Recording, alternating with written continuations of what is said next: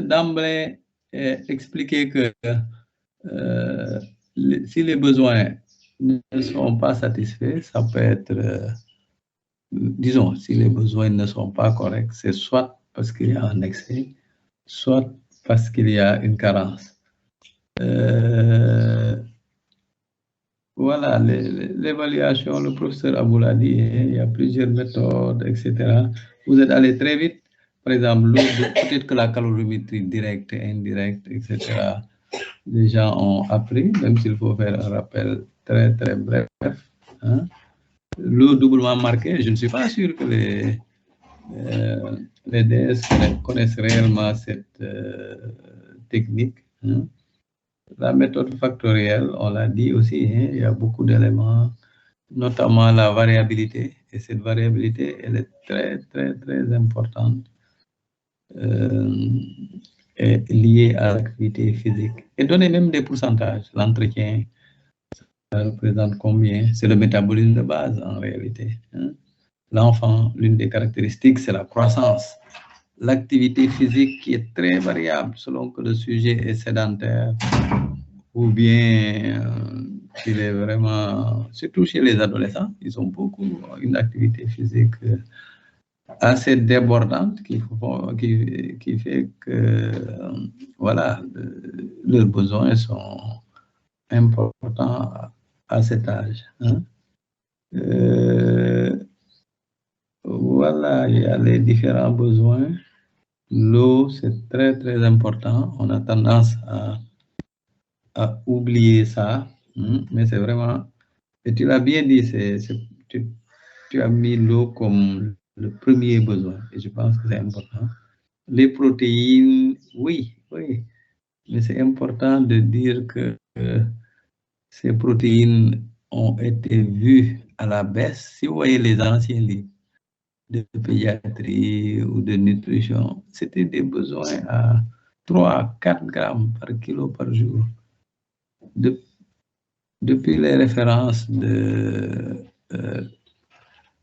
dans les années 85-90, on a eu à revoir un peu ces besoins protéiniques à la baisse.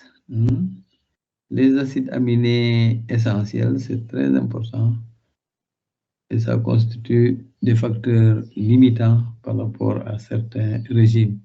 Nous, notre alimentation est essentiellement de type végétal et comporte des limites par rapport à l'apport en acides aminés essentiels. Là, tu l'as souligné, l'importance des acides gras essentiels pour le cerveau, pour la vision, etc. Alors, mais surtout, je pense qu'il faut le sodium chez l'enfant, par exemple, c'est très bien, et puis montrer que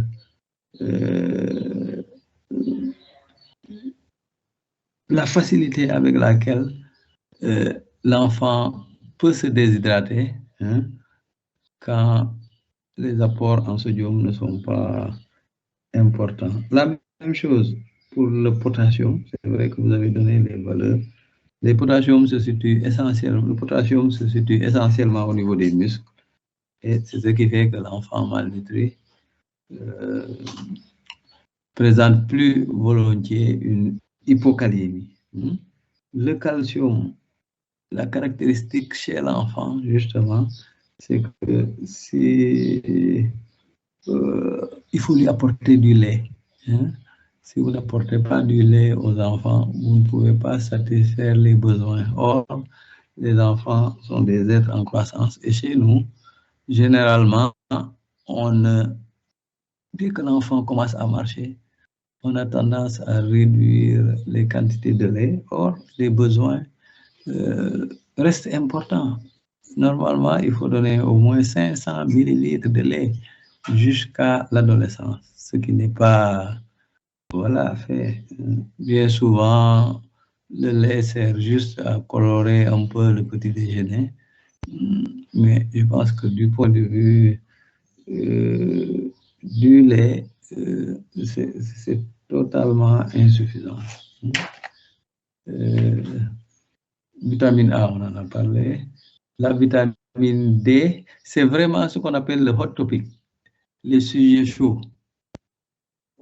Nous, on a eu des discussions il y a quelques années avec des collègues africains sur la vitamine D en Afrique, mais vraiment, on n'a pas pu trouver de consensus. Autant dans les pays tempérés, nos voisins du Maghreb et de l'Afrique du Sud, la carence en vitamine D est un véritable problème. Autant en Afrique noire, bon, il y a certaines études qui commencent à émerger pour montrer que dans certaines populations, et il y a eu beaucoup d'études au Nigeria qui l'ont montré, que par exemple, les nouveau-nés de femmes voilées pouvaient convulser, par exemple, par carence en vitamine D. Même les femmes voilées, on pouvait trouver des teneurs assez basses en vitamine D. Et la vitamine D, aujourd'hui, on lui découvre de plus en plus de propriétés. Et certains endocrinologues pensent que il y a quand même une carence en vitamine D chez nous, chez nos enfants. Voilà. Je ne suis pas totalement convaincu, mais bon, parce que les cas de rachitisme qu'on avait, en tout cas, je ne suis plus tellement la chose, mais c'était surtout chez les enfants dans un contexte bien particulier, des enfants qui ne sortaient pas, voilà, qui n'étaient pas exposés au soleil, etc. Mais en tout cas, les choses sont en train d'évoluer sur ce sujet. La vitamine K, c'est très, très, très important. Vous l'avez dit, la maladie hémorragique du nouveau-né. Il ne faut pas hésiter à le dire. Le lait de mer est pauvre en vitamine K. C'est ça. C'est comme le nouveau-né. Vous savez qu'il y a une partie de la vitamine A, de la vitamine K, qui est élaborée au niveau intestinal chez le nouveau-né. Alors, qu'est-ce qui fait qu'on a peut-être un peu moins d'hémorragie? Je ne suis même pas sûr.